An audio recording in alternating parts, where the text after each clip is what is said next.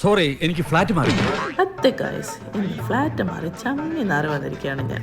തൊട്ടപ്പുറത്തെ ഫ്ലാറ്റിൽ പോകേണ്ടതിന് പകരം ആൾ താമസമില്ലാത്ത ഫ്ലാറ്റിൽ പോയി ബ്രൈഡിനെ വിളിച്ചപ്പോഴാണ് സംഗതി മനസ്സിലായത്.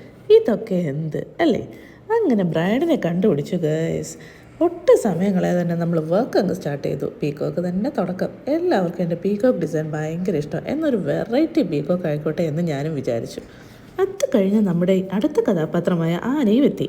ബ്രൈഡിൻ്റെ ഇൻ്റർകാസ്റ്റ് ലവ് മാരേജ് ആയതുകൊണ്ട് തന്നെ അതിൻ്റെ വിശേഷങ്ങളൊക്കെ പറഞ്ഞ് മെഹന്തി വർക്ക് കംപ്ലീറ്റ് ചെയ്തതേ അറിഞ്ഞില്ല. ഇതാണ് നമ്മുടെ ഫൈനൽ ഔട്ട്പുട്ട്. ബ്രൈഡിനും ബ്രൈഡിൻ്റെ അമ്മയ്ക്കും ചേട്ടനൊക്കെ ഡിസൈൻ ഒത്തിരി ഇഷ്ടമായി. ആൾ ക്രിസ്ത്യൻ ആയതുകൊണ്ട് തന്നെ ഫസ്റ്റ് ടൈമാണ് ഇങ്ങനെ മെഹന്തി ഇടുന്നത്. അപ്പോൾ ഈ ഔട്ട്പുട്ട് കണ്ടതിൽ ഭയങ്കര എക്സൈറ്റഡും ആയിരുന്നു. പിന്നെ നമ്മുടെ പതിവ് കലാപരിപാടി സ്റ്റാർട്ട് ചെയ്തു. എനിക്ക് റീല് ചെയ്യാൻ ഏത് പോസ് ചെയ്യാനും ബ്രൈഡ് റെഡി. അങ്ങനെ കുറേ നല്ല വീഡിയോസും പിക്സും ഒക്കെ ഞങ്ങൾ അങ്ങെടുത്തു.